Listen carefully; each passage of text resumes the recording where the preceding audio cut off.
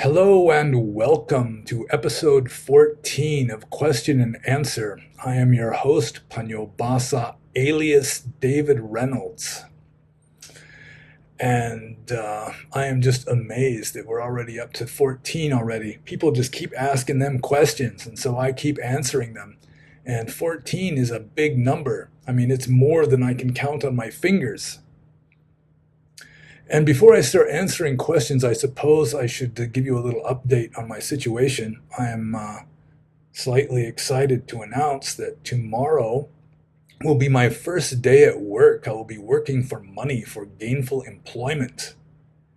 From the first time in 30 years, more than 30 years.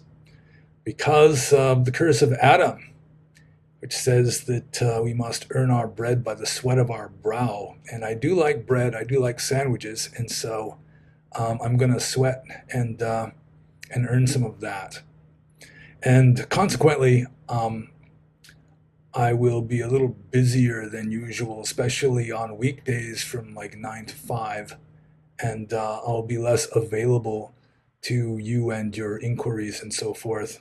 Those of you who make inquiries and try to contact me, I'll be more available in the evenings and the weekends when I will still be doing my Dhamma stuff and occasionally entertaining my girlfriend as well. And so as a result of that, I think I'll probably be going easy on myself and start posting blog stuff maybe once a week, like on weekends, instead of every 5 days like I've been doing for the past few years. Although that does have a precedent in that my first blog was once a week. So it's not like I'm a total slacker. And so I'm going to be working for a living, helping to pay the rent and so forth, getting the bread for the sandwiches, until the day comes, the God's willing, when I will be able to be a full-time Dharma teacher.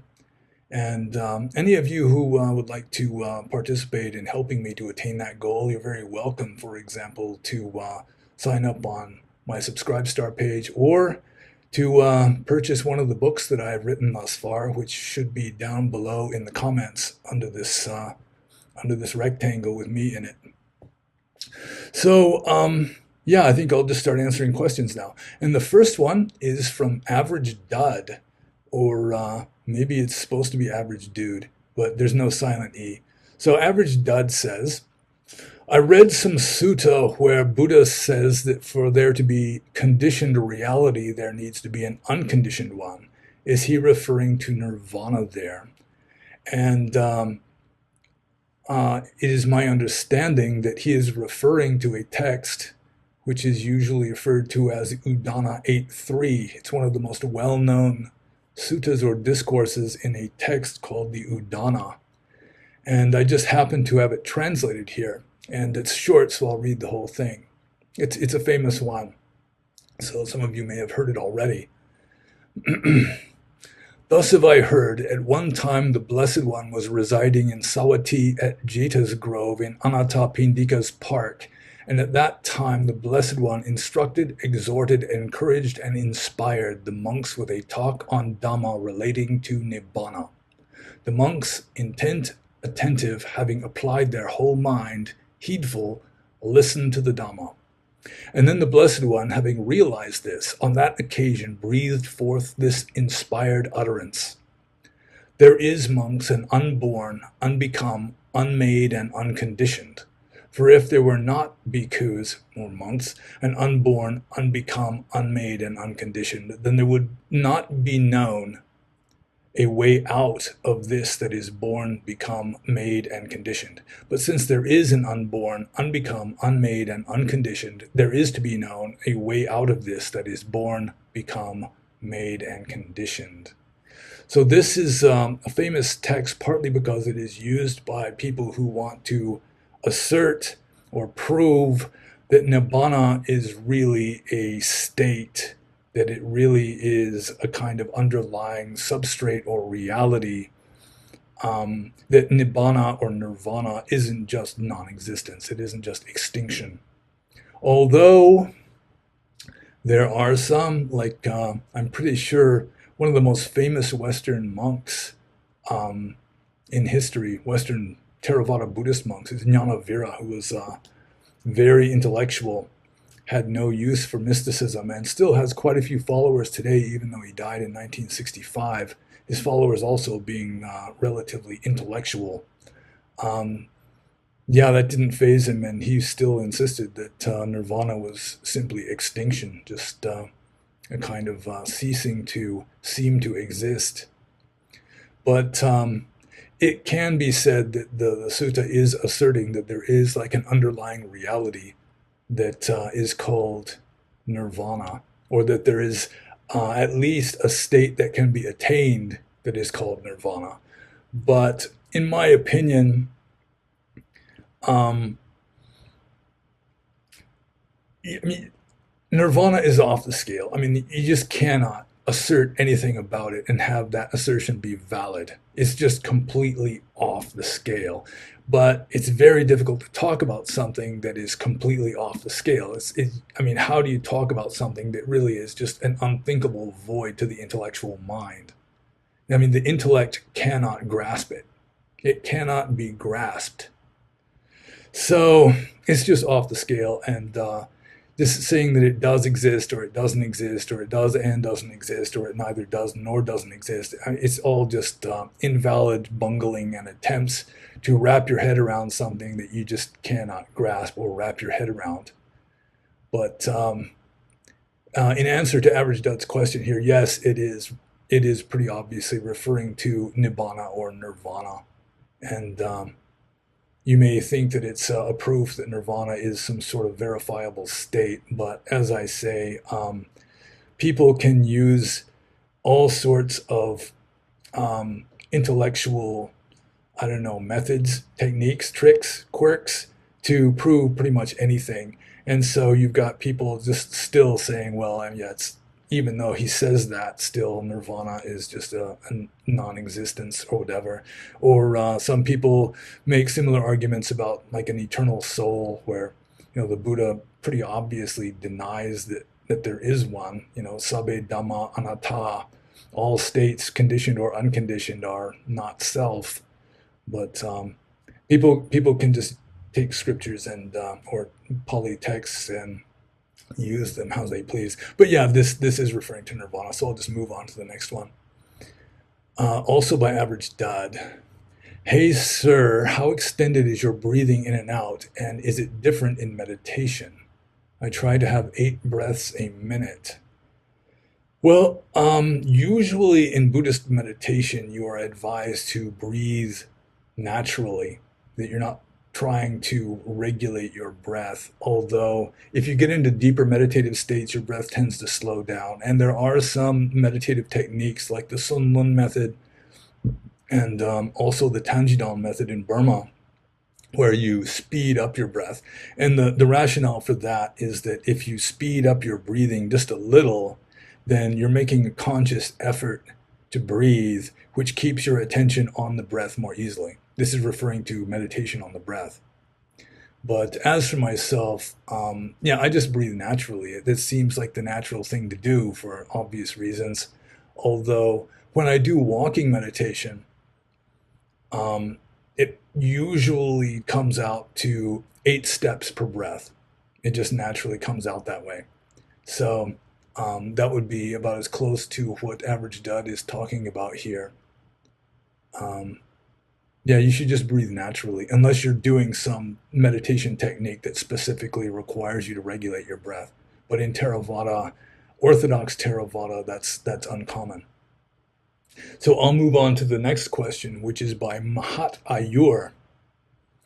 And he says, I think it's a he, Venerable, I was wondering if inside the Buddha's teachings there is anything that correlates with the concept of NPCs, or non-playable characters. Is it possible for a living being to not also be a sentient being? Thank you for your teachings. Well, this is an interesting question. I like this question. And I have been told by a German monk years ago who lived at Pa Auk Doya in Burma that there are NPCs, or what could be called NPCs, that there are like beings moving around and doing things that really do not have like like karmic consciousness involved. And the examples that he gave were the demons in hell, and also, unfortunately, the celestial nymphs in the heaven realms. That, like the demons in hell, I used to wonder about that. It's like, where do they fit on the scheme of things, of the 31 planes of existence? Um, I mean, maybe you could say that they were denizens of hell that just sort of, sort of like the trustees in a prison or something, or maybe they're like asuras or kind of demonic entities that have jobs in hell, torturing beings there. But I was told, and I assume this is from the commentaries. I don't think it's in any sutta, that these beings are just generated by the karma of the beings there. That they're a kind of um, manifested illusion. They're just there as a result of the karma of the beings that it's like their karma to be punished in hell or tortured or tormented or whatever, and so these beings just manifest, and there's no real mind there. I've been told that the celestial nymphs in heaven are that way, although I've also been told by a nice Burmese lady that the celestial nymphs in the heaven realms are mostly virtuous Burmese women who are rewarded for their lifetime of virtue by going up into heaven and participating in celestial orgies. So, yeah, this is just commentarial though, but it is interesting.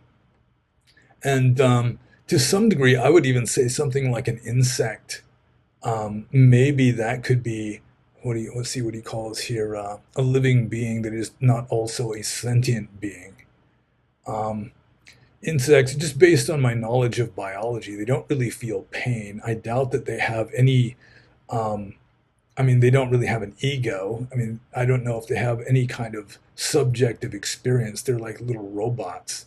A fly will fly away from your hand if you're trying to swat it in non-Buddhist fashion, but it's pretty much like the automatic doors at the grocery store. They just, it's just stimulus response. They're just doing what is naturally what they're programmed to do. But that's getting into heresy. That's not Orthodox Buddhism. Um, I'm not saying that they're not conscious. I'm just saying that I'm skeptical as to whether they have perceptions and volitions. That it might just be a kind of primordial, rudimentary kind of consciousness there, sort of like a plant. But yeah, as getting back to Mahat Ayur's question, yeah, there are what are essentially NPCs, but I haven't heard of them being at the human level. It's possible. Anything's possible, I suppose. And it seems like there's lots of them walking around on the sidewalks. But with just getting to Orthodox Theravada Buddhism, according to the commentarial tradition anyway, yeah, it's like the demons in hell especially are supposed to be this way. So I'll just move on to the next question, and this one is from Hayat's Tig. And Hayat's Tig says, pannobhasa, can you talk about your crack house experience? So I think it was the last Q&A video, or it was a recent video anyway, where I was just talking about how there are essentially hell realms just in this world. You don't have to die and go to hell to find yourself in hell. You can go to hellish realms, maybe not quite as extreme as the boiling pitch and the demons with axes and stuff, but still, there are hellish and relatively heavenly realms just at the human level. And my crack house experience, I mentioned that I've been in experiences like that before I was a monk. And I wasn't a crackhead or anything. I just happened to be in the wrong place at the wrong time a few times. And the crack house experience isn't a very good one. So I'll just give you a brief description of that, and then tell you maybe a better example of like a hell realm, a human hell realm that I experienced, and then we'll just move on. But yeah, I didn't even go inside the crack house. I was just outside of it, and I was in Seattle, and for reasons that I don't remember, I was walking down First Avenue, which is not only where Pike Place Market is, but it's also like the really seedy part of town where like the sex places and the prostitutes and the drug dealers and stuff are. And there was this black guy named Walter, or at least that's what he said his name was, who tried to sell me some Thai stick, he called it. And it was, I mean, it was worthless stuff. It was pretty obviously he was just doing whatever he could, selling some kind of worthless crap just to make money to buy drugs. And he was pretty strung out already. And for some reason, I mean, I'm really a trusting person as just as a general rule. And so, I mean, I actually gave him a ride somewhere. He wanted a ride, and it was to this crack house. I didn't know where he wanted to go, but that's where it wound up being. And he stole something out of my truck. You can get into that, but yeah, he actually ripped something off out of my truck, and then went inside to get some drugs, I suppose. And I'm just kind of dumbly just sitting outside waiting for him until finally, I think it was like the girlfriend of the drug dealer who lived there came out and very nicely just advised me that the guy was, I mean, he's just high and he's not coming back out for a long time, so I might as well just be on my way. She was, I mean, she didn't have to come out and explain things to me, but yeah. But I mean, that wasn't a very good experience. I mean, or it's not a very good example because I didn't even go inside. I mean, I have seen people shooting out before, which it really bugs me. I don't like shots. I had to leave the room when I saw that happen. But one time, I mean, this one kind of sticks with me. I had just started working as a fisheries biologist, stationed mainly in Astoria, Oregon. And there was a hotel there, and my colleague, my partner, wanted to find a cheap place to stay in Astoria, and so we both went there to this hotel called I think it was called the Waldorf Astoria, which is supposed to be like a famous hotel, but this place was just an absolute dive. And we walk in, and I think it was like the wife of the manager was frying food, and I mean the whole place just reeked of just fried food, like years worth of fried food. And she had no bridge to her nose, which I think was probably, at least I've read that can be like indicative of a relatively advanced stage of syphilis. And the guy showed us this room, and I mean it was just a scary room, just the vibe. I mean, there's who knows what kind of atrocities had gone on in that room. It was mainly just like this dirty mattress in a dirty room with dirty walls, and I mean it was just the vibe of it was just really creepy to me. And he my partner was informed that it was like $100 a month, but if he paid cash, it was like 60 or something. And yeah, I just strongly advised him that yeah, it would not be a good idea to live at a place like that. It was just kind of a flop house for drug addicts and so forth. And just the whole vibe was just a really creepy vibe. I would have personally preferred living under a bridge than staying in a place like that. Although I guess people can get used to anything. So I'm sorry I don't really have good examples of crack houses, but that was what I was thinking of when I mentioned it in a previous video. So we'll just move on to the next question, which is from Sam. And Sam asks, what are the different ways to process emotion through mediations? I assume he means meditations. It's such a common typo. People are always typing mediation when they want to say meditation. So yeah, I'll just back up and read it again, and we'll just assume that it's meditations in both places here. What are the different ways to process emotion through meditations? What are the different ways to release tensions that come up during meditations? Well, the technique is essentially the same. It's essentially you just note it and let it go, especially if you're doing mindfulness meditation, which is what most people in the West do. Practicing samatha is more difficult for compulsively thinking Westerners living busy lives. So a kind of mindfulness meditation or satipatthana, or so-called insight or vipassana, tends to work better for lay people in the West. And the technique of processing emotion or releasing tensions that come up is you just objectively note it, and then you just let it go. And if it doesn't go away, I mean, if it's something that's really persisting, some sort of irritation or tenseness or whatever, you just keep noting it, and you're just observing it the way like an ichthyologist would observe a dead fish on a table. um, and that in itself is a good way of processing emotions, because you are detaching from the emotion. It's like anything that you observe isn't you. If you are anything at all, you are the one doing the observing and not the thing being observed. So if you observe your hand, it's you observing your hand. The hand isn't you. If you're observing your car, the car isn't you. It's just you observing the car. And it's the same way with mental states. If like worry arises, if you are observing the worry, then that worry isn't you anymore. It might become like a part of your ego or something if you're not mindful, and then you're kind of lost in it. It can just sweep you away. But if you're mindfully observing it, then it's not you. It's just you observing this mental state that is arising. And when you do that, when you're just mindfully observing objectively your own mental states, especially emotions, because your thoughts, it's my experience anyway, that you can't really observe a thought from start to finish, because maybe it's the same part of the brain that notes and thinks, that just observing the thought will just cause it to poof out of existence. But with regard to feelings, like emotions, like Sam here is asking about, then you can just sit there and observe that, and it's not you. You are detached from that, and you're taking away the karmic power of it. At least you're very much reducing the karmic power of it. Like, let's say it's irritation. Let's say something is arising. You've got like a yapping dog outside, and it's irritating you.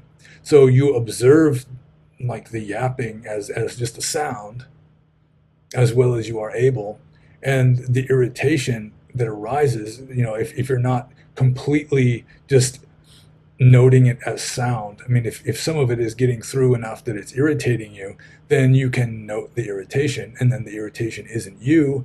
And then, even though it's arising through force of habit, which is a manifestation of karma, still you are weakening that karma, and so it's less likely to keep happening, because you have made a disconnect.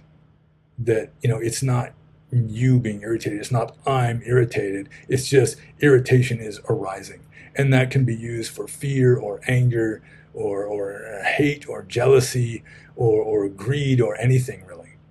It's more difficult with the pleasant emotions, because you're naturally want to kind of wallow in those. The unpleasant emotions, unless you're really into being a hothead or something, they tend to be easier, because you as a general rule, you just naturally don't like the negative emotions like worry or fear. So it's easier to kind of detach from those, or irritation, like I just mentioned. Just observe it mindfully. And if you're somewhat of a beginner, then you can just label it. Like if it's worry, you can just note it as worrying, worrying, worrying, just to keep your mind from wandering, or to keep from just getting lost in it. And with regard to releasing the tensions, it's pretty much the same thing. I mean, you just observe the tension. How does the tension feel? Just observe it objectively, experience it objectively. Don't identify with it. Just note it. And it'll run its course, because you're no longer reinforcing it. You're no longer feeding it. It's like a flame that you've stopped feeding, and eventually the fuel will run out, and then it will just die out. So that, I think, is a good enough answer. I hope that is a good enough answer to Sam. And so I move on to Shawarma Dharma's questions. Good old Shawarma Dharma. And his first question is, some say Buddhism leads to nihilism, specifically the belief that life is illusory and therefore meaningless. Others see it as essentially existentialist, as in the Kierkegaardian idea that each individual gives meaning to life and lives it authentically. What's your take? Well, since he specifically asks for my take, I suppose I should just take the heretical route and just give you my own take, rather than what Orthodox dogma says. But I suppose I should start with Orthodox dogma just out of faithfulness to Buddhism. So um, Abhidhamma, which is Orthodox, says that mind and matter are ultimately real. So in a way, Orthodox Theravada is rather materialistic, and life, consequently, I mean, the life force, or I think it's Jivita or something like that. Um, I mean, it's like an ultimately real Dhamma according to Theravada Buddhism. So yeah, at least life itself, or the phenomena of life, even though individual beings can't really be said to exist as intrinsically real entities, nevertheless, the the dhammas, or the ultimate realities, which are in Theravada Buddhism, manifest in tiny particulate form, like subatomic particles, just flashing in and out of existence at a rate of like 1 trillion times per second. Those are real, according to Theravada. But the meanings that you apply to those are ultimately illusory. So, but with regard to my own take, ultimate reality is off the scale, as I've already said. So, yeah, I see meaning as delusion. Meaning and delusion are ultimately synonymous, as far as I'm concerned. Meaning is just like a significance that you attribute to something else. It's sort of like a label, or like an interpretation that you slap onto something. And that is not the reality. That's just like the interpretation of the reality. So meaning is just an interpretation of reality and not the reality itself. So yeah, I would have to say that life is deeply illusory and meaningless. Sorry to disappoint you guys, but yeah. But then again, the ultimate reality is just infinitely beyond our experience. And I don't mean just infinitely, beyond our reach. I mean, it's like infinitely more, um, just like all encompassing. I mean, it's just like infinity. So it's better than meaning. I mean, reality is better than some petty little meaning that you slap onto something. I'm not saying that it's um, just nothing. But I think we're going to get back to that whole idea of nothingness a little later on. Um, so let's see. I'm not sure if I'm even answering this question. Others see it as essentially existentialist, as in the Kierkegaardian idea that each individual gives meaning to life and living it authentically. What's your take? Yeah, I'm not sure exactly what living authentically, according to Kierkegaard, would be. He was an existentialist, so I assume that means you're just applying your own meanings to things, which would be like a samsaric, relative, conventional kind of authenticity. But sorry to disappoint you, Shwarma Dharma, but really, reality, ultimate reality, is just off the scale. You can't talk about it, because once you talk about it, you're just talking about meanings that are just these petty little interpretations slapped onto the reality, or attempting to slap onto the reality and failing. So if you want to really know the reality, you've got to practice, or maybe you'll just be blessed by some profound experience as a result of almost dying or something. Um, Sometimes I've said in the past that the closest the average person comes to enlightenment is when he's in the middle of a sneeze, because you're wide awake and you're not thinking anything. So next time you sneeze, just observe yourself carefully, observe your mind, and maybe you'll get some insight into uh, nihilism or its alternatives. So I'll go on to the next question from Shwarma Dharma. And he says, when thinking about expanding Theravada in the West, how do you see it integrating into the lives of the rank and file American? Or to put it another way, why would your local firefighter or policeman or bus driver take up a lay Buddhist life? One more angle on the same question. It seems unlikely that middle-class American women are going to start baking cookies and bringing them to the local sangha to feed the monks every morning as a cultural norm. What is the enticement for disaffected Christians, not of the soy latte drinking variety, to choose an American Theravada path? Well, that's a good question. I don't think we should all be holding our breath for this to happen, but it is a good question. And I think one good way to answer the question, or to start answering it, would be to give an example of a person I know who may as well remain nameless. But he started off working as like what is it, an EMT, like in an ambulance crew, and he was seeing just horrible things. People that had like got wrecked their cars and flown through the windshields and landed 50 feet away, and they're just like this breathing bloody mass that it's just you're just amazed that they're even still breathing. And he saw so much horrible stuff that he was just really getting stressed out and freaked out. And it inspired him to start meditating. Maybe somebody advised him, maybe you ought to try some meditation to help cope with this. Like I was saying earlier, I mean, you can observe mental states arising, and by noting them, by being mindful of them, they don't take you over. It gives you some resistance and also some independence, and it strengthens your spirit against just being swept off your feet by these intense and sometimes very unpleasant feelings. So something like that. I mean, with especially with regard to the firefighter and the policeman, it's a way of strengthening your mind. It's sort of like ancient Stoicism, where it's teaching you to have some like armor, or I mean, it's not even really armor. It's just making you invulnerable, or relatively more invulnerable to really stressful, traumatic experiences. So, um, that in itself is a good reason for practicing Theravada Buddhist mindfulness, at least, even if you're not adopting the entire system, which most Westerners don't do.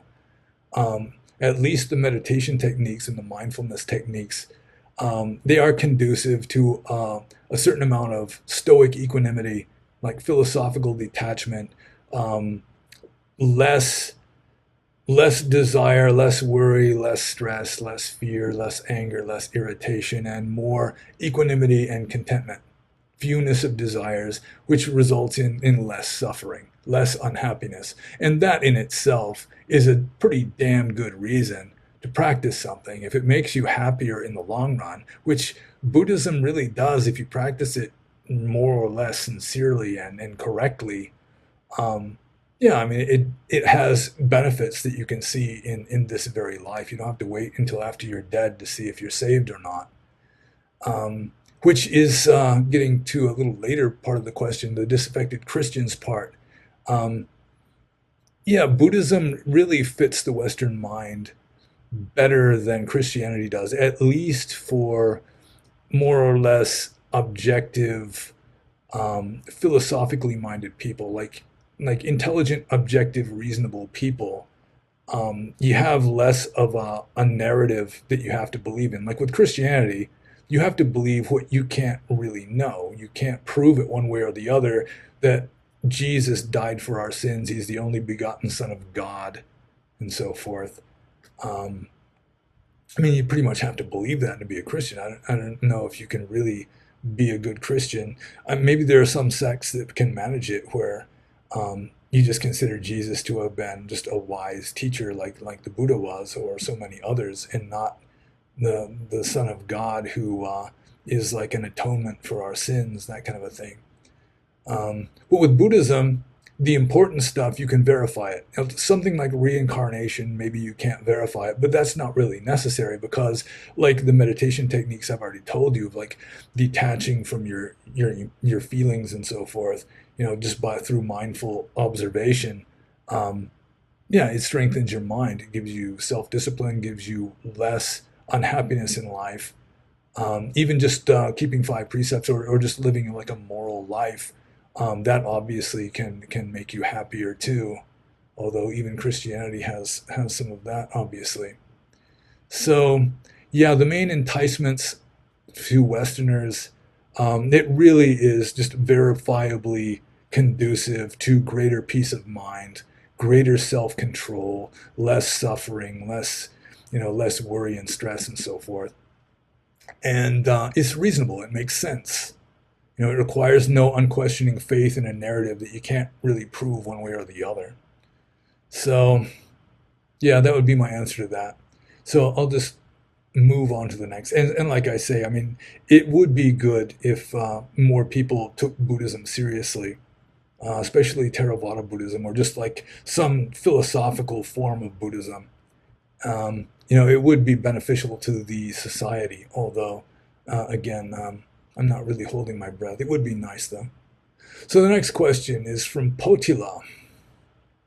And Potila says, in the last Q&A, you mentioned that being is an extreme and non-being is an extreme. Do you mean these as states of reality, or are you talking about them solely as concepts? Do you mean non-being is the same as nothingness? If so, how can something which never existed or had the karma to come into existence be an extreme? In a way, this is kind of a trick question. I'll get to the middle part here. It's actually like three questions here. The middle one is, do you mean non-being is the same as nothingness? Yeah, I would say that non-being would be nothingness. So let's get to the first part here. Do you mean these as states of reality, or are you talking about them solely as concepts? And I just do not differentiate between the two. As I've already said, reality is just off the scale. Reality is, I mean, from an intellectual point of view, is an unthinkable void. It's formless. So states of reality or states really are just concepts. It's a mental state. Any kind of state is ultimately a mental state, because you get rid of the mental states and all you've got left is just this unthinkable void. You don't have states without a perceiving mind to perceive them as states. So, yeah, a lot of people that they don't have much affinity with mysticism. Maybe they don't have a lot of experience with mysticism, or they just are really keen on intellectual, academic kind of understanding of things. Yeah, it's harder to grasp this, or it's harder to just cope with the idea that just reality cannot be grasped. The present moment cannot be grasped. You can't hold on to it. It's just in flux. And furthermore, once you've grasped something, you've just turned it into a concept, which isn't reality. It's just an attempt to stick some kind of interpretation onto reality. So then the last part of this question, I don't fully understand. See, if so, how can something which never existed or had the karma to come into existence be an extreme? If you're going with dualism, I mean, it's sort of like Aristotelian thought. Everything has to be A or not A. Consequently, everything has to exist or not exist. And those, from the Buddhist point of view, are extremes. Yes is an extreme, no is an extreme. Just the binary off and on, or whatever. Those are like the two extremes. And Buddhism teaches the way by the middle, which is dependent co-arising. And thank you, everybody, for not asking about that one on this episode, because even the Buddha really could not explain it very well, because you have to be comfortable with unthinkable void to some degree. Just trying to lock everything down into some systematic explanation. I mean, it may be very elegant and very self-consistent, very logical and all that, but it's not reality. I mean, it's like conventional reality, but it's not ultimate reality, because ultimate reality is just completely off the scale. It's completely beyond the symbolic thoughts that conjured up by your mind. So let's see. I'm just checking to make sure I answered the question before moving on to the next one, also by Potila. You mentioned that being is an extreme and non-being is an extreme. Yeah. Do you mean these as states of reality? Okay, so I think I answered that one. So yes. Maybe I should mention Hegel. I mean, I've, I've, I've got almost no use for Hegel, but there's one teaching, one thing that Hegel said that really stuck with me, and I have incorporated that into my own understanding, my own intellectual understanding of conventional reality. And that he starts his logic with the very first, what is it, the dialectic, the first, thesis, um, antithesis, and then synthesis. It's like the Hegelian dialectic starts with the thesis. You start with this idea, and then you have the antithesis that kind of negates that idea, and then you have to have a synthesis, which then kind of reconciles them. And then that synthesis becomes the next thesis, which then has its own antithesis, and on and on and on until you wind up with um, like German, like late 18th century or early 19th century German culture being like the culmination of the whole thing.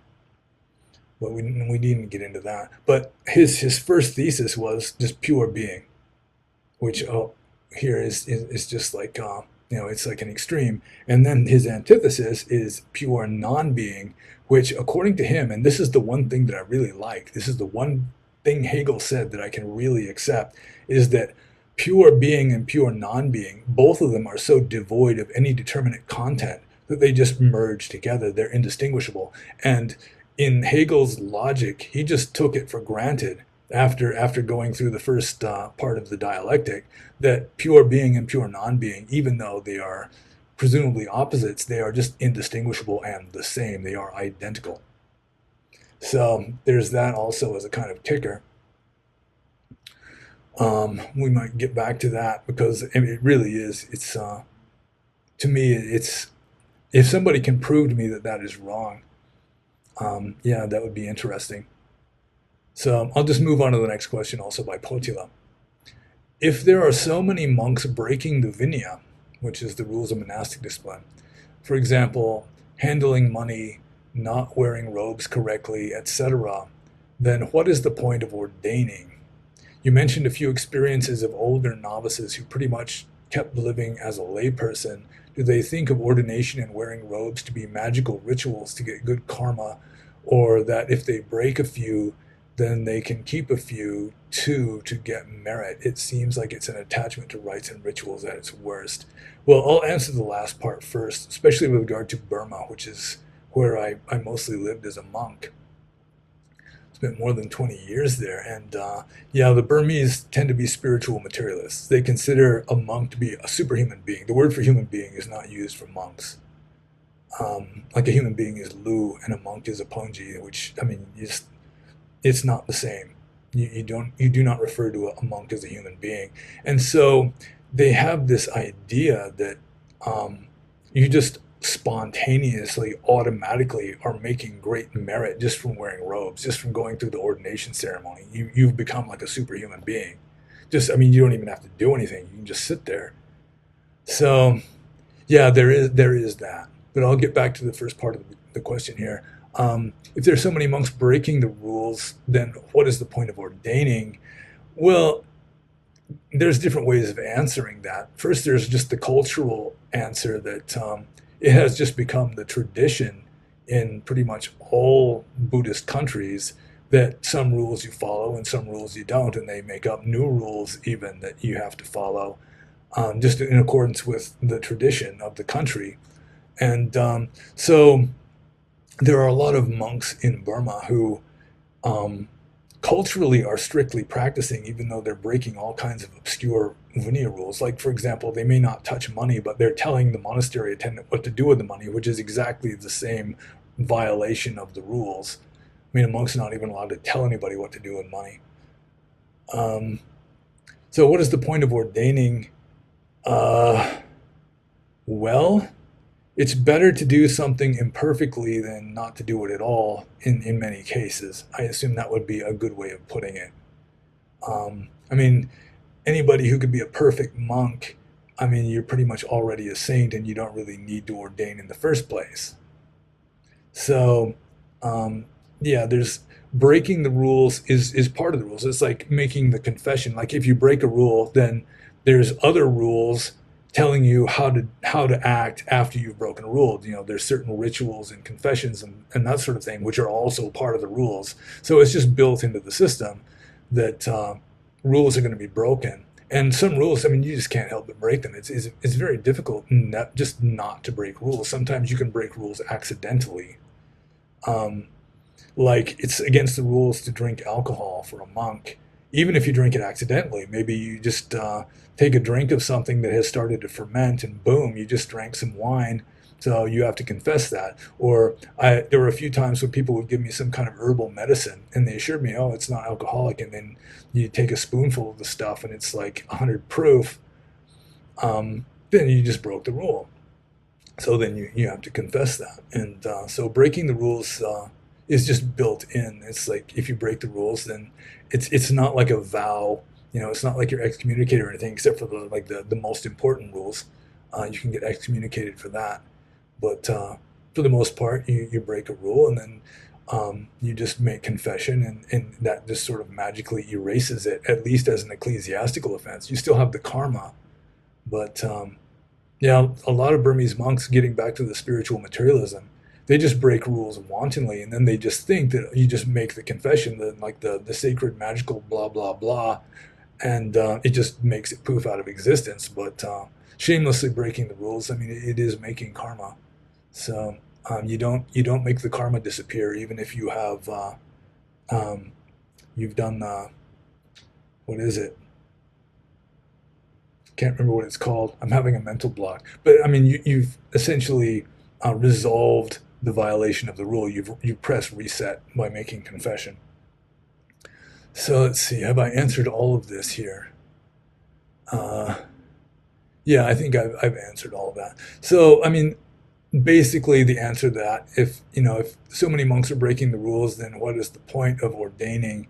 Is you do the best you can, and even if you do something imperfectly, you go bowling. I mean, you don't have to bowl a 300. I mean, you say, well, I mean, I didn't get a strike every time. What's the point of doing it? Um, yeah, so you do the best you can, and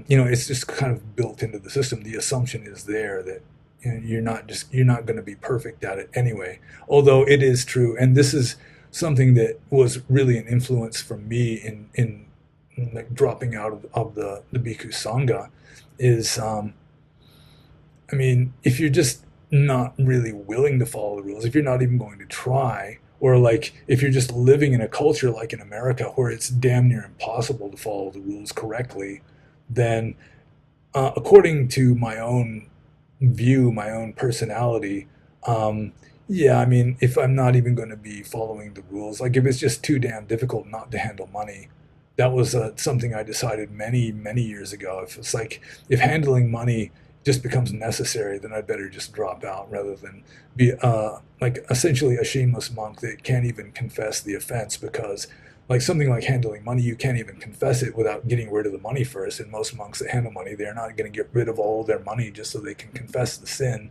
or the offense.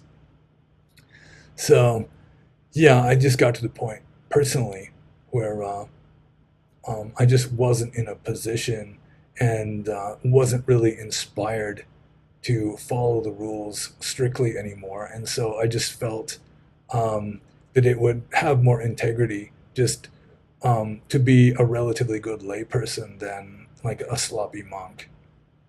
But there are monks that, like a monk living in, say, Alaska or northern Canada, where it gets so cold. I mean, you got to break the rules by wearing the parka and all that, and all the socks and shoes and things that, strictly speaking, are against the rules.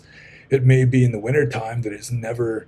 I mean, if you're far enough north, then um, I mean, it just may be dark all the time, which would mean that you're not allowed to eat, because you're only allowed to eat between sunrise and noon.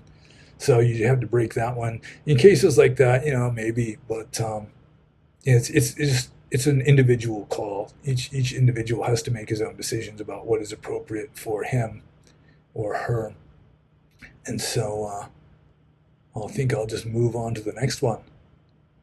But I mean, the point of that is you just do the best you can. It's better to do something imperfectly than not to do it at all, so long as you consider it to be worthwhile and beneficial, so long as you're getting benefit from it, so long as you're making progress or whatever. So the next question or group of questions is from somebody whose name is all in Japanese letters, but I availed myself of Google Translate, and it turns out the person's name is Yuichiro or Yuchan. And Yuichiro, I think that's what the name is, according to Google Translate, asks, when doing deadlifts and such, I usually slap myself and get hyped up for the lift. It could be considered anger.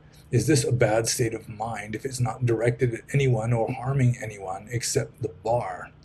Additionally, extreme emotions like anger trigger a physiological response which causes an adrenaline rush and makes you physically stronger, a fact used by many athletes. Would it be possible for athletes, warriors, etc., to enter this state of mind for increased performance, then dissociate with it so that your mind is calm while your body is raging? And would this be a better mental state? Or as an athlete or warrior, should you just suck it up and accept that doing your duties will come with bad karma? Well, answering the last part first, as I seem to be doing quite a lot, sort of like a witch saying his prayers, I'll answer this last part. As an athlete or warrior, should you just suck it up and accept that doing your duties will come with bad karma? Well, of course, you're going to have to do that. I mean, you can do both, but I mean, you should never reject the idea of karma. I mean, what you're going to do is making karma. So long as you've got volitions involved in the action, as long as you've got any kind of motive or motivation, then you're making karma. So yeah, it could be both, but we'll get up to the top of the question here. With regard to slapping yourself and getting hyped up before lifting weights, yeah, maybe there's some really subtle bad karma, quote unquote, involved in that. But even believing that you exist is like subtle bad karma, because of no self and all that. So I mean, anything you do is going to have at least a little bit of bad karma mixed in. Sorry to say. So yeah, I've done similar things, like mainly as a way of overcoming sleepiness as a monk. Like I was doing intensive practice and I'm starting to get sleepy. There's various ways, get up, walk around, that kind of a thing. Get yourself worked up a little bit. I won't give all the details because people haven't really asked about it, but yeah, there are ways of getting yourself stirred up a bit, which it can have positive results. So I have done that personally.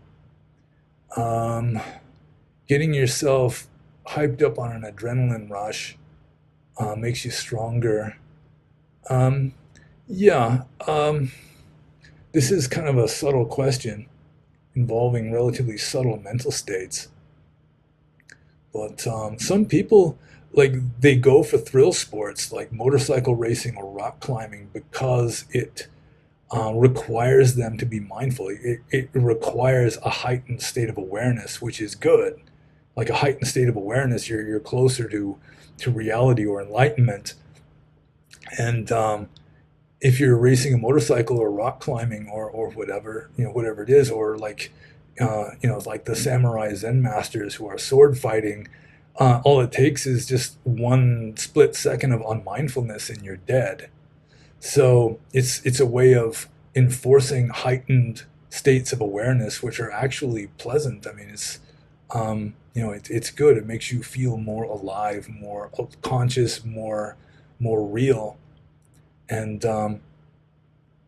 it seems like some of the things that Yuichiro is talking about here that could be applicable to that also.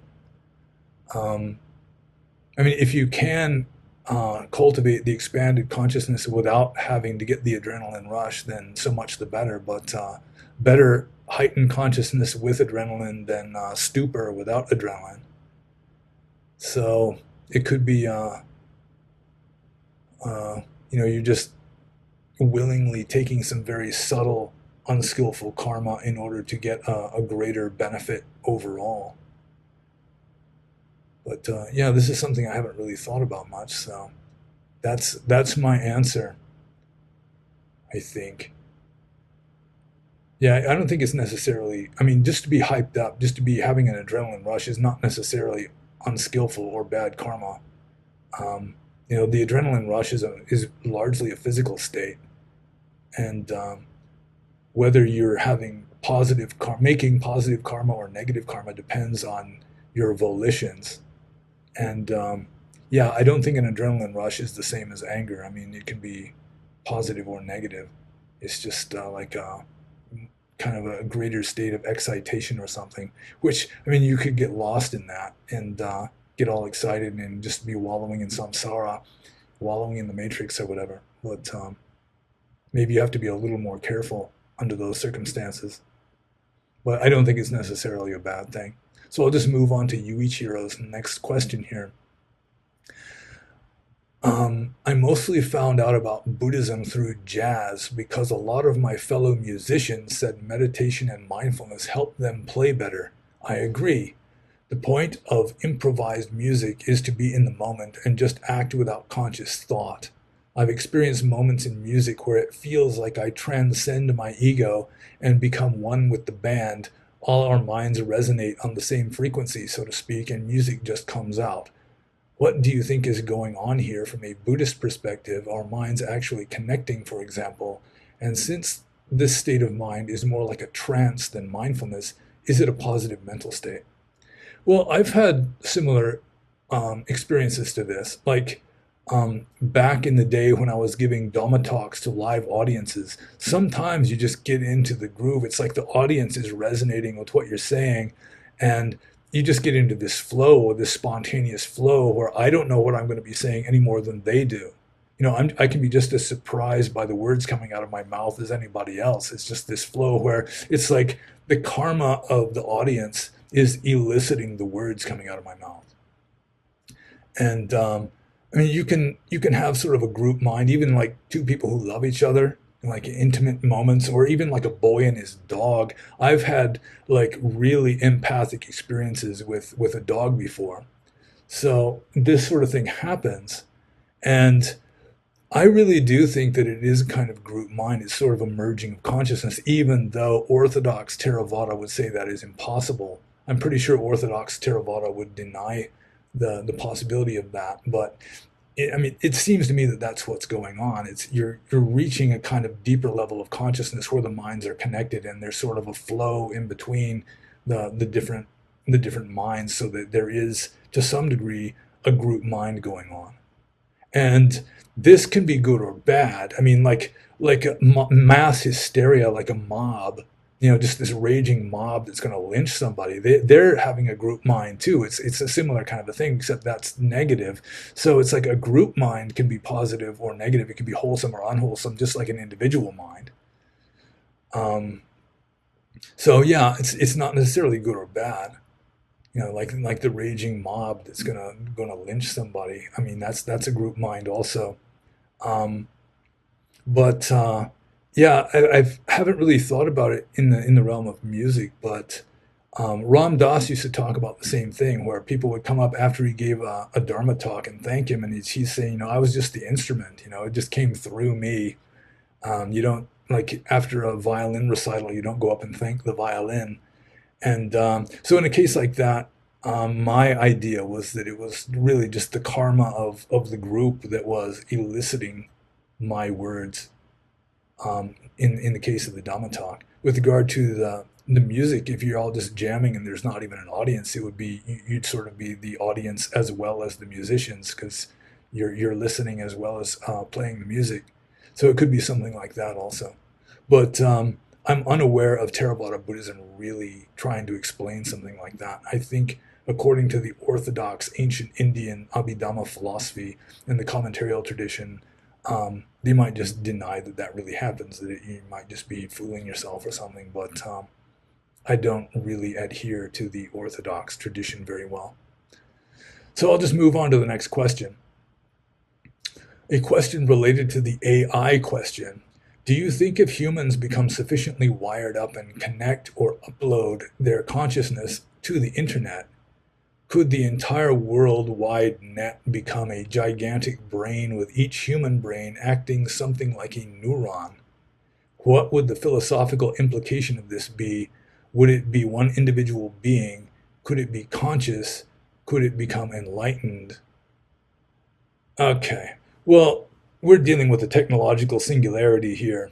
I mean, if that happened, it would be the technological singularity in real life.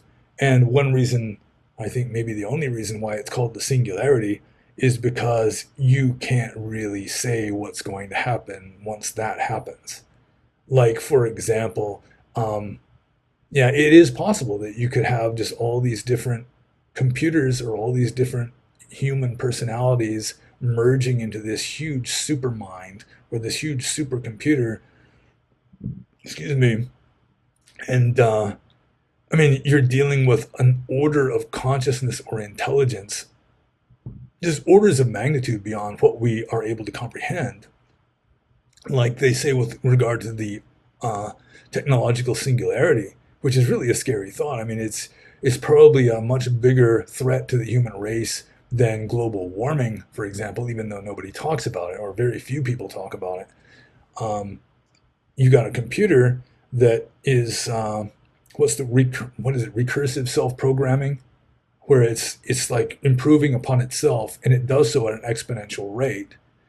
And a computer can, because it doesn't have, I mean, it can just reprogram itself, from the bottom up. Like a human, we've got all this programming that we can't really erase it. We're just kind of stuck with human nature and the limitations of our mind and so forth. But a computer doesn't have the same limitations, and it can just uh, like program itself and improve upon itself at an exponential rate, so that sooner or later, I mean, according to the experts here, it's going to get beyond the human level. And within just a short time after that, it's going to be as far beyond us as we are beyond amoebas or cockroaches or something. I mean, it's just going to be many orders of magnitude more intelligent than us, maybe a billion times more intelligent than us.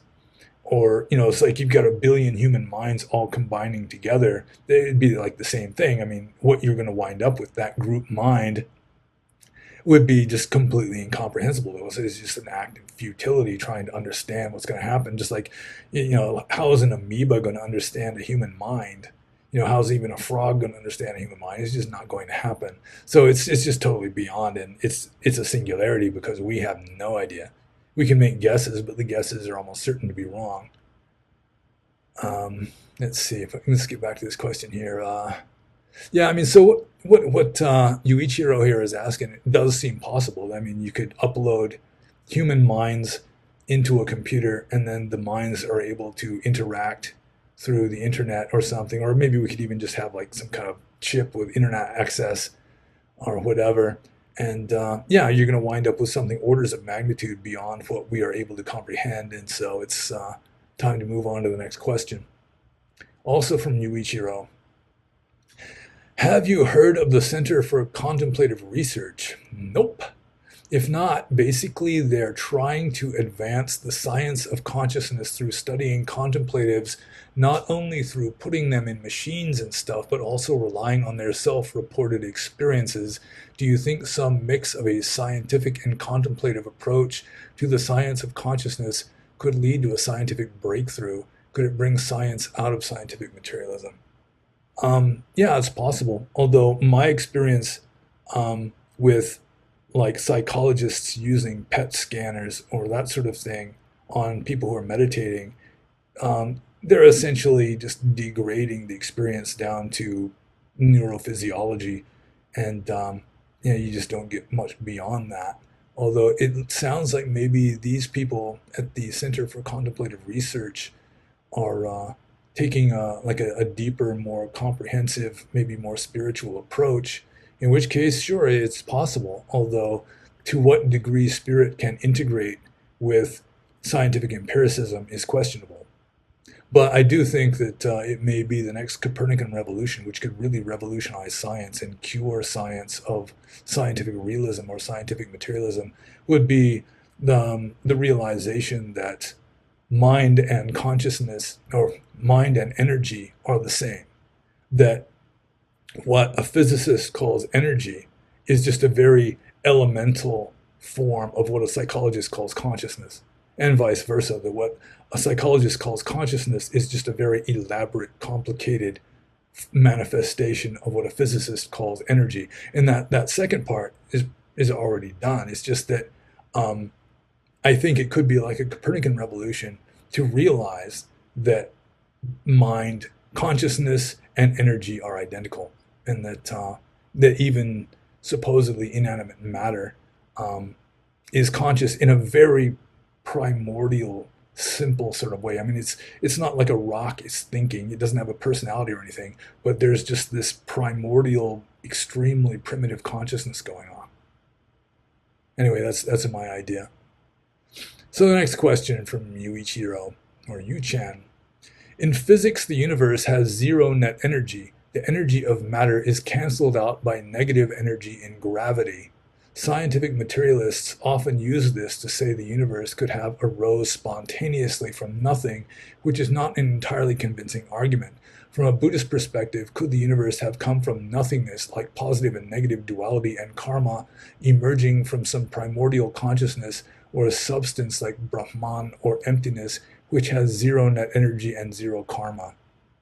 So I'm just going to bring back old Hegel and his idea that pure being and pure non-being are the same. So nothingness would be also contain infinite energy. Sort of like, I may be misunderstanding it, but there is like the Casimir effect, where they're saying that empty space can contain zero energy and infinite energy, and the answer you come up with depends on how you do the math, but the math is valid and works out either way. So let's see. Yeah, I mean, I used to say, just half jokingly, that that's how God created the universe out of nothing. He just had all the positives and negatives balance out to zero. It all adds up to zero, and I like that idea too. So yeah, I think positive and negative, like yin and yang, is more of a Taoist idea than a Buddhist one. In Buddhism, you've got a doctrine, or an idea called Lokadhamma, which is opposites remaining in balance. So yeah, I think that's possible too, in some weird way that almost certainly is beyond our intellectual comprehension. But again, I do like the idea that absolute everything and absolute nothing are ultimately the same.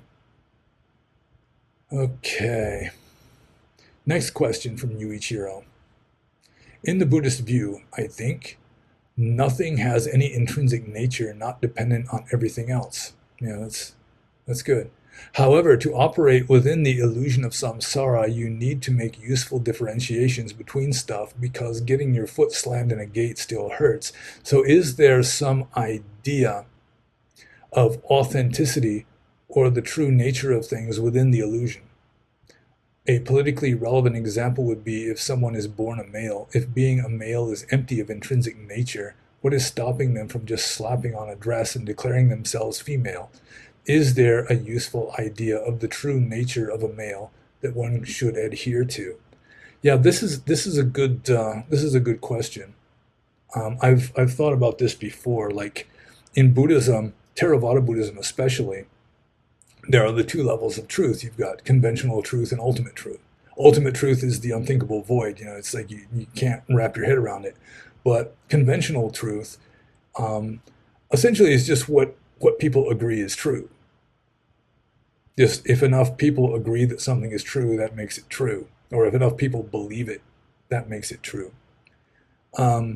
I think Mahayana Buddhism has taken it a step farther. The ultimate truth is just as unthinkable, so you set that aside. That's void. That's sunyata. But they divide up conventional truth, which they call like covering truth, into two kinds. I mean, you've just got whatever people believe, and then you've got like what is really valid within a samsaric context. So that would be sort of like Immanuel Kant's philosophy, where the thing in itself is unthinkable, but at least you can come up with some sort of viable, like valid principles within the realm of the illusion. That there are like valid rules or laws that the illusion itself must obey. So that is possible. Although I've been thinking about this a lot lately. Where I mean, it could just be that the rules of the illusion are still just conventional in the sense that as humans, we're all agreeing on these laws of nature, for example, just because we're all human. And so we are more alike than different. And so we think more alike than differently.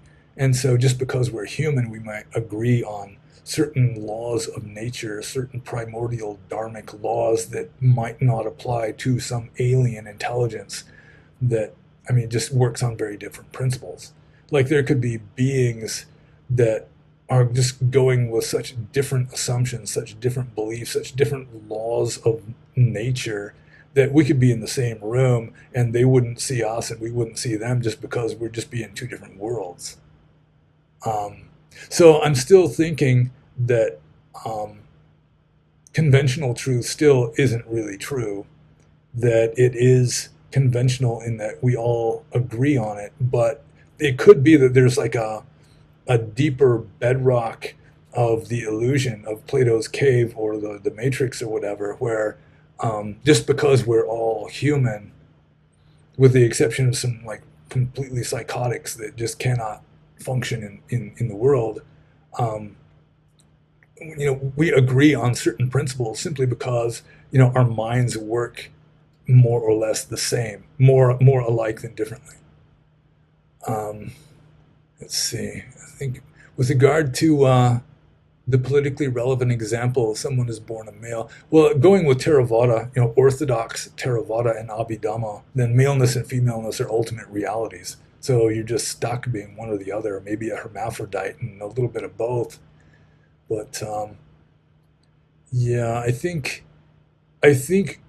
we'd be. I mean, going with my idea, like I just mentioned, you just get down to like the empirical bedrock of, I mean, you got X and Y chromosomes, you've got the naughty bits of a male instead of a female, that kind of a thing.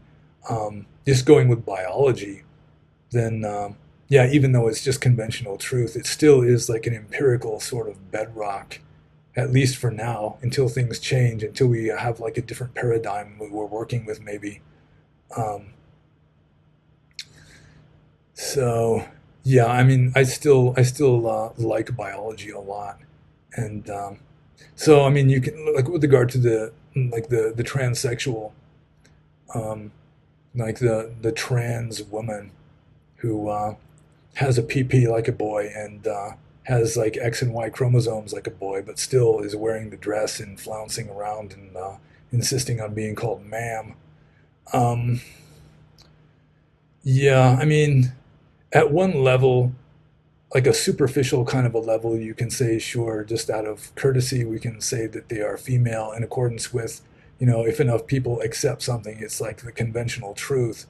But like at the deeper, um, like the empirical level, then there are certain standards that they don't change just because people want to believe that they're different. I mean, you got a bunch of people that say it's racist to believe that things fall down instead of up. I mean, it doesn't matter. Things are still going to fall down instead of up. People saying math is racist now, but still, no matter how racist or politically incorrect it is, I mean, two and two continue to equal four so long as you're dealing with like a base 10 number system.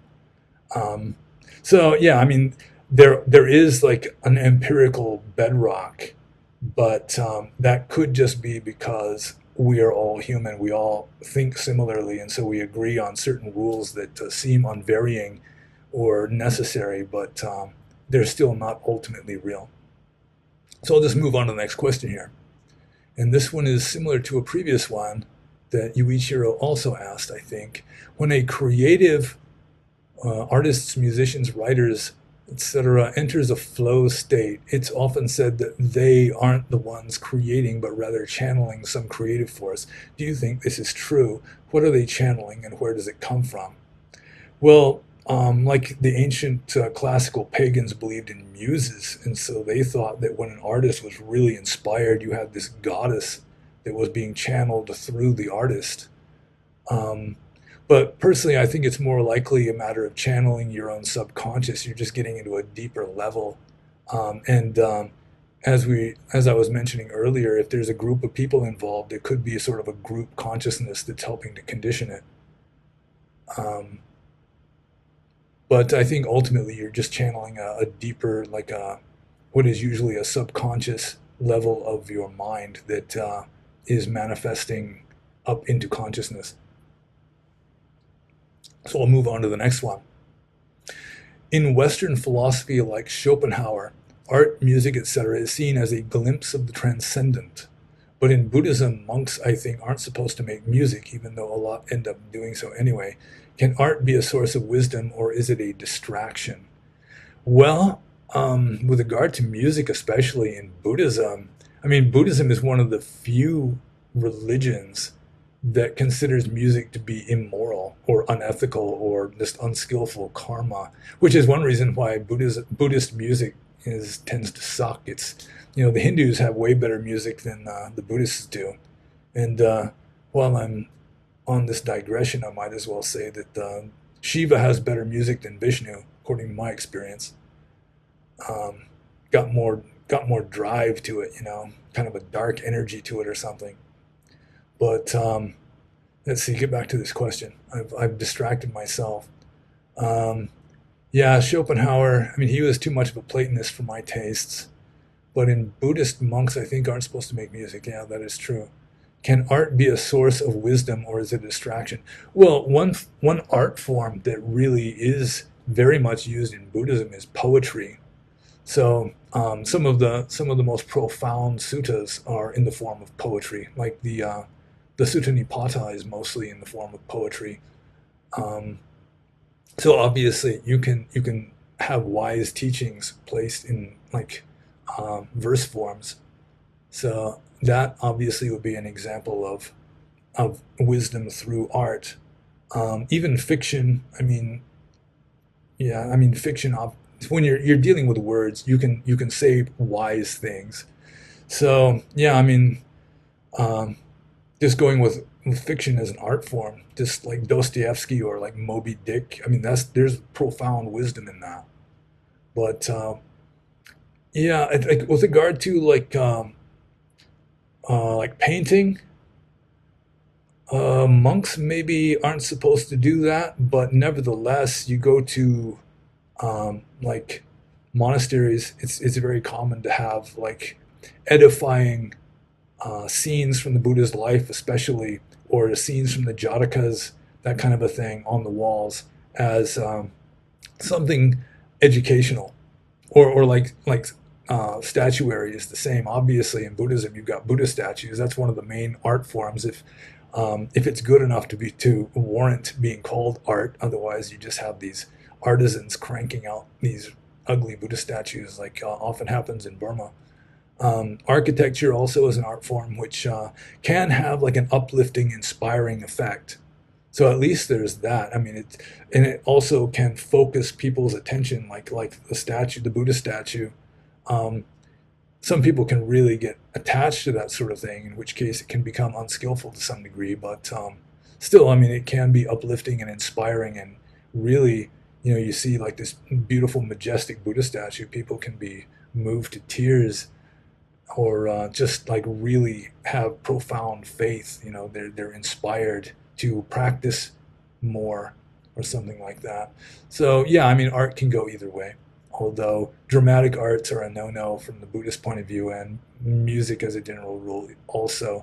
There's even a rule saying that monks who are chanting should not adopt a sing-song musical kind of voice when they're chanting, which is almost universally ignored by a lot of Buddhist monks because they like it to sound musical.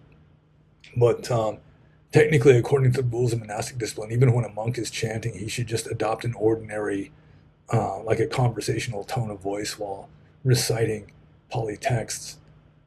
Um, but yeah, I think art can be inspiring and uplifting, and if it's has a message, the message can be a wise and profound message too.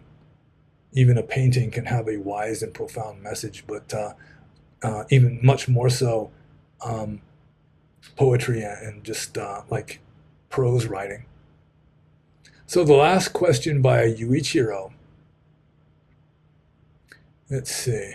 What is the role of the creative? Oh, wait a minute. Did I already? Okay, that was it. Yeah, I almost answered the same question. So, okay, that was the last question by Yuichiro about art. And it is kind of unfortunate that Buddhism, almost alone of religions, considers music to be um, sort of a distraction or like a wallowing in sensual pleasure. Because before I move on to the next question, really, ancient Indian Buddhism, the earliest Buddhism was based on this prehistoric Indian culture going way, way back, where the world is a bad place and you should try to escape from this world or go beyond this world. And you do that by not clinging to this world, by not attaching to it. And music, because it's a kind of sensual pleasure, is something that people cling to. And so it's just considered to be a no-no in accordance with just the ancient Indian culture at the time, even though obviously some music can have like uplifting effects. And for the average layperson, just some certain amount of pleasure is just not necessarily to be avoided. I mean, if you're living in the world, being a total ascetic is really a kind of a downer. It's like, I mean, from the Buddhist point of view, really, the ethics of Buddhism is so finely tuned that it's almost impossible to avoid bad karma, quote unquote. I mean, even putting salt and pepper on your mashed potatoes to make it taste better would be a kind of wallowing in sensuality.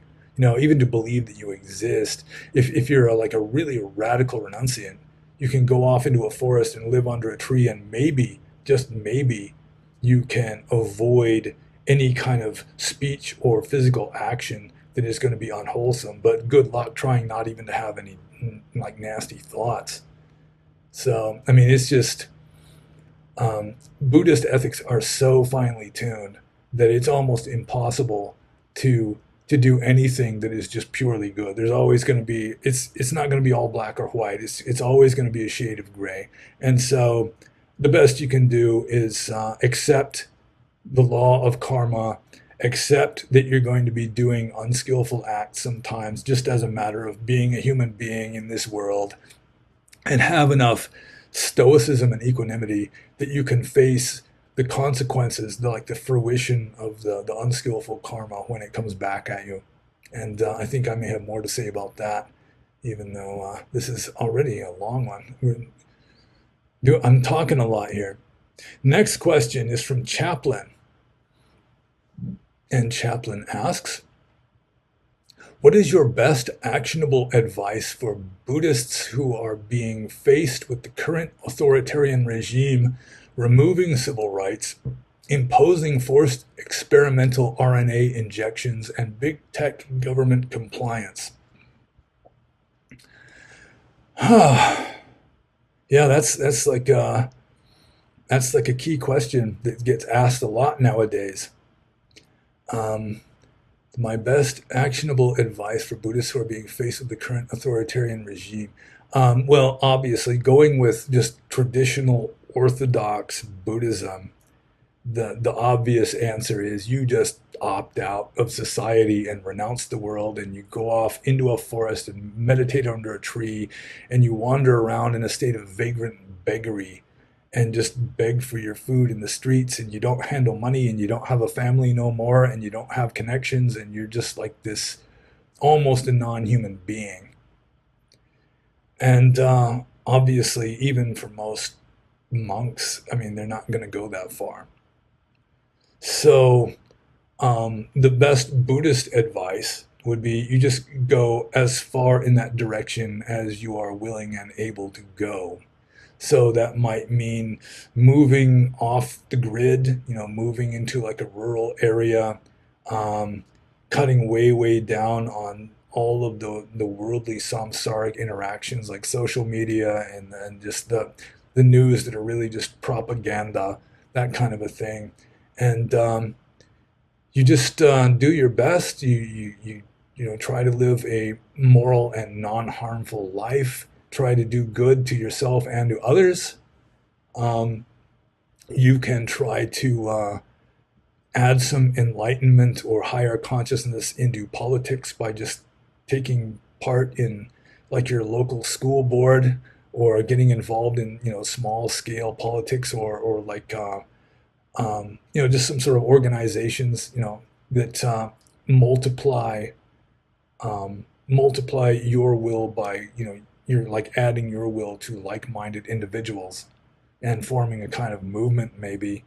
um, but yeah, the easy answer to that is, I mean, um, the Buddhist the Buddhist solution to the craziness of the world from the very beginning is you just opt out of it. And the closer you can get to that ideal, that would be the best you could do from a Buddhist perspective. And to some degree, you think globally and act locally by just, you know, taking care of yourself. You know, if you're doing good, if you've got relatively wholesome attitude and so forth, you're going to be that's going to be generating outwards. You're going to be influencing those around you. So if you do good, then you're going to make a better world. And also, if you've got a good mind, you're going to be living in a good world. Um, if you got a bad mind, you're going to be living in a bad world. If you got a perfect mind, you're going to be living in a perfect world, regardless of what's going on. I mean, the world's always been crazy. There've always been authoritarian kings and governments and genocide and all this kind of a thing. I mean, it's just perennial themes. Um, so it's not like things have suddenly gotten really bad. They've pretty much always been messed up and bad. I think like the 1980s and 90s were just sort of an exception to the rule. Things were going pretty well back then, as far as I can remember. Um, but yeah, I mean, you stand by your principles, um, tell the truth. If you really think something is wrong, you shouldn't do it, and that which would give you the right to disobey what you consider to be a stupid or unjust law. Although, you know, it's the duty of the cop to arrest you for doing it, and so he's got his duty also. Um, and then one other thing is in a question down below, so I'll get to that when that question gets asked also, with regard to organizing and actually doing something. But yeah, your best actionable advice for Buddhists would be um, to detach from the worldly craziness, because the world's always going to be crazy. It's just the way it is. It's always going to be crazy. So you just detach from that. And if you're able to inject some sanity into it in whatever way you think is appropriate for you, which you think you can actually do, which is within your power, within your limitations or your circumstances, then certainly you should do that also. And just add some goodness and sanity to the mix. The more of that you can add, the better. So I'll move on to the next question, which is from Zane. And Zane says, see, as I've mentioned to you before, but don't expect you to necessarily remember, I'm in South Korea, where it's said that about 15 to 30% of the population is purportedly Buddhist. Out walking today, maskless, I go to the nearest Buddhist temple about a 5-minute walk away and see on the gate a notice saying, make sure you put on a mask before entering. On a recent short vacation, I visited quite a few notable Buddhist temples in more rural areas of South Korea. Only one of the temples I visited had monks not wearing masks while doing sadhana or just walking around the temple grounds. All other temples had masked monks and signs up everywhere reminding folks to wear a mask. I thought the Buddha Dharma was, in addition to compassion, supposed to be big on wisdom. I'm questioning the wisdom of masking, given the actual scientific papers on the efficacy of masks in stopping the spread of viral infections, particularly those written prior to, say, 2018. and also the wisdom of masking long term when numerous studies demonstrate the problems related to that practice. Is the wisdom simply in going along to get along? Is that really wisdom when the mask wearing also seems to be acting as an NLP hypnosis, I think he means hypnosis technique known as yes set, where if the subject submits to one command, it's easier to get them to submit to further commands? Might not Buddhist wisdom include asking for some monks at your monastery to read Klaus Schwab's book on COVID-19 and the Great Reset, and to do a little analytical digging into the socio-political implications of the current policies? I guess this is a question I would like to see you address. Well, again, this is kind of hitting the nerve, hitting like touching the, feeling the pulse, so to speak. But first of all, I mean, monks really are not supposed to be socially engaged. You know, they're supposed to renounce the world, renounce the craziness. But that renunciation is primarily mental. I mean, there is a Vinaya rule, a rule of monastic discipline in the Pali text, where the Buddha says, "Monks, I allow you to obey kings," and that was mainly with regard to the kings determining the calendar. But still, I mean, it just makes sense that a religion should pretty much obey the law just to stay out of trouble, just to kind of keep their reputation clean. Like early Christianity, like Jesus of Nazareth said something similar with, render unto Caesar what belongs to Caesar. And so just following the law is kind of basic to religious systems that are just trying to, keep their head down, just kind of stay out of trouble. I mean, staying out of trouble is kind of basic to being a Buddhist monk. And ultimately, the outward forms are really not the point. So wearing a mask or not wearing one is ultimately neither skillful or unskillful. It's just an outward form, and whether you are skillful or unskillful, wholesome or unwholesome, depends upon your own mental states. So I'm sorry to answer in that way, but that does seem to be like the orthodox, standard mainstream Buddhist answer. That some monks just want to say, hell no, I'm not wearing the mask. They can do that too. They might get into trouble. They might have to just go off and be loners, go out and live in the forest, and you don't have to wear a mask. That's the way monks were supposed to live anyway. Might have to wear one if they go for alms in the village or something.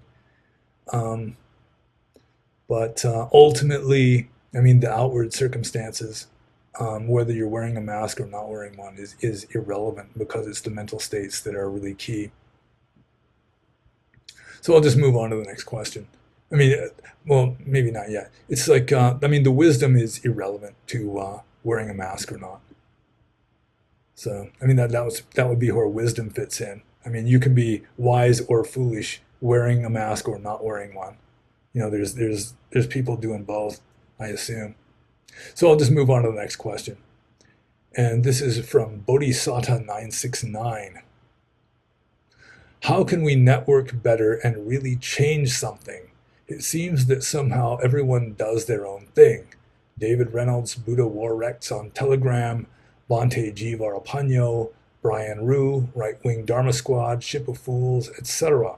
I think people really want to be active and not just watch YouTube videos. We could support each other and give donations to people whose cause really serves us. For example, propose a Buddhist community that is worth supporting instead of supporting any Buddhist community. What is our plan for the future, and where do we want to go? Can we start an association or any other idea that brings us forward as a counterpart to left-wing Buddhism in the West? So again, this is really what a lot of people are interested in, especially those who are traditionalists or conservative Buddhists, not just the Starbucks Buddhists. And I mean, one obvious drawback is that we are very we're like scarce. I mean, we're thinly spread, and so there's not going to be very many like traditionalist or conservative Western Buddhists living in the same town or the same area. So, I mean, it's pretty much limited to the internet. I mean, that's like the main manifestation of traditionalist Buddhism, aside from one's individual practice. And that's like the unit is the individual and the individual's practice. Um, and yeah, it's you want to do something, you want to accomplish something, and as it turns out, I mean, this is still within the realm of the internet, but a group of people, including me and Bhante Jivarapanyo, um, and Ship of Fools for that matter, we are collaborating and trying to get um, a larger group going that may attract more people, probably have some kind of slick website, higher quality videos than this one, that kind of thing. And but still, I mean, it's going to have to be primarily on the internet, simply because um, people, um, like people that are interested in supporting me or watching my videos or subscribing on Subscribestar, they're all over the world. They're just thinly spread all over the world, and it would take something really big to inspire even half of those people or one third of those people to all migrate to the same geographical area to live. You know, just to live in the same community, so that they're face to face instead of face to screen. So yeah, we're still working within the realm of the internet, at least until enough people get interested for reasons I've discussed above, um, or maybe for other reasons. If enough people get interested, so that you're actually able to form little nuclei groups, you know, in real life, face to face, in the same place geographically, then that's fine. Yeah, we can do that and get like an actual physical building with like a Dharma hall, that kind of a thing. Maybe a monastery. You know, we can get Bhante Ji to come over here or what or something. Um, but for starters, we're just trying to get like a movement going, or just a larger group going that looks nicer, maybe a little more polished, maybe to attract people superficially at first, who then see that there's something deeper than the superficial appearance. So, I mean, we are making efforts. We are trying to get something started. Um, I mean, we haven't even really got the website going yet, but it has. I mean, the domain has already been purchased and everything. So I'll keep you updated on that when substantial developments happen. We're still in the formulation stage at present, but we are making efforts. But sorry to say, it's mostly going to be an internet phenomenon for the foreseeable future, because we are really just going with reality, or conventional reality anyway. We are thinly spread around the world. And so finally, the last question, the very last one, is from Frank, who actually asks two questions here, but they're kind of the same question. And Frank says, how to make wholesome decisions in our current situation? How does one weigh decisions with regard to karma? And this is a very condensed version of a different set of questions that he asked that were very long, talking about the subtleties of karma, how karma works, and that there's, like I mentioned a little earlier, it's very rare to have all white or all black, all wholesome or unwholesome. There's always going to be a shade of gray involved. And so how do you navigate through worldly samsara? You know, you've got a job, you've got a family to support. You can't just renounce the world and go off and meditate under a tree. Or maybe you just feel like you've got like a sacred duty to your children, or whatever reason. Maybe you've got health issues that won't let you do that, whatever. But you are just living in the world, in the craziness of the world, which, as I say, has always been crazy. The secular world has always been more or less insane. So how do you know how to behave skillfully? Like, for example, you're being forced to take a vaccine that you don't trust, that you think may be more harmful than good. You think it's just a violation of your rights, as a citizen to be forced to take this experimental vaccine that's going to mess with your RNA and so on and so forth. Um, do you think it's better just to take the hit, or do you think it would be better to kind of fudge on the truth and like finagle some kind of health exemption, even though you're pretty healthy? Um, get some sympathetic doctor to give you like a bogus health exemption on the grounds that you have some condition or something that maybe you don't really have, or whatever it is. I mean, you're going to have to choose the lesser of two evils, essentially. I mean, you're living in the world. I mean, most people, it's like even living in a cave.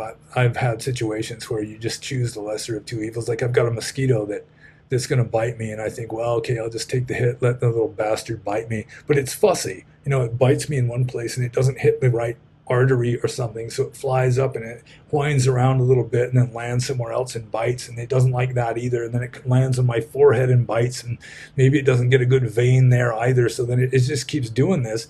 And finally I just think it's like, maybe if I just slap the little bastard and get it over with, I'd make a less bad karma than just sitting here hating its guts, because it won't just finish biting me, the little bastard. And I mean, this kind of thing just happens all the time. I mean, it's like you can say, well, it's slightly unskillful karma to put salt and pepper on your mashed potatoes to make them taste better. It's a wallowing in sensuality and all that. But then again, you're eating just bland, plain mashed potatoes. You're going to have a certain aversion for that in your mind too. So you just have to skillfully understand yourself as well as you can, and understand, what is going to be the lesser of two evils in any case. It's like you think about, you want to do something and you realize there's going to be some unskillfulness involved. So, I mean, you can't really deny karma.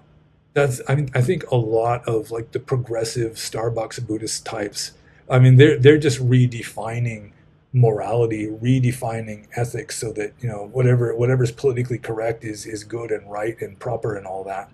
But I mean, karma is, it's one of those bedrock things. It might not be the ultimate reality of nirvana, but it's pretty much inescapable so long as we are human, so long as we have minds that are working in a human way.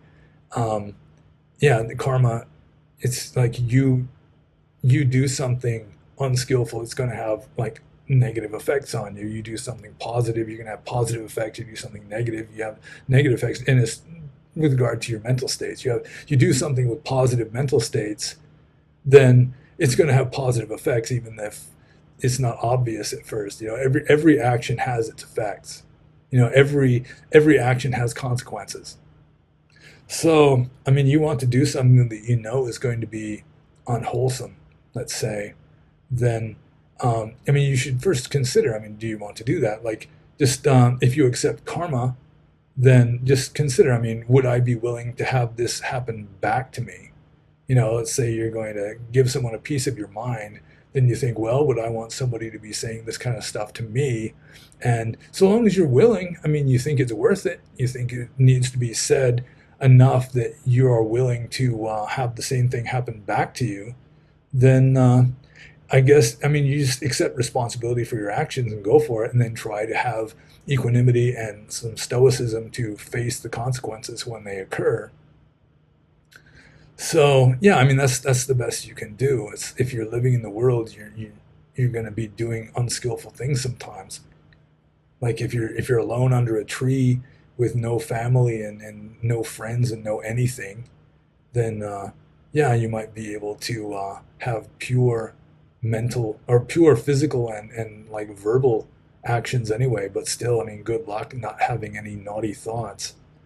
Um, so, I mean, I mean, Buddhist philosophy is so finely tuned that, like I said, there's always shades of gray. So you may just have to choose the lesser of two evils. And don't try to, like, kid yourself. Don't try to fool yourself into thinking that you're totally not doing anything wrong. If you really are, telling a lie or something like that. But still, I mean, sometimes it may be justified. And I'm reminded of this story. It's a famous short story. I think it's called "The Other Wise Man," and it's a Christian story about one of the magi from Persia, who sees the star of Bethlehem and all that, and he's going to go to offer treasures to the baby Jesus with the other three. And so he's got these gems. He's got like this big pearl and this big diamond and like a ruby or something. But he's got some business to take care of. So his friends, the other three, they take off heading towards Jerusalem before him, and he's going to catch up with them on the way. But it's like he keeps getting like what's the word, delayed. Like he stops off at this oasis, and there's a person there who's almost dead. He's like very sick, and so the guy's like nursing him and helping him before he continues on his way. And so the other wise men stop waiting for him, and they just take off. And so finally, this other wise man, he makes it to Jerusalem, I think it is, or maybe Bethlehem. He's in Judea at this point, and it's like in like the New Testament says, King Herod has ordered all of the baby boys to be killed, and he's staying as a guest in the house of this Hebrew lady, and she's got a baby boy, and she's totally freaked out. She's just in tears because, I mean, the law is that the baby boys are going to be killed. So this other wise man, he stands at the doorway, and when the Roman soldiers, or whatever the soldiers are, they come demanding entrance to see if there's any baby boys in the building, he hands this pearl, this really valuable pearl, to the soldier and says, there aren't any baby boys in this building.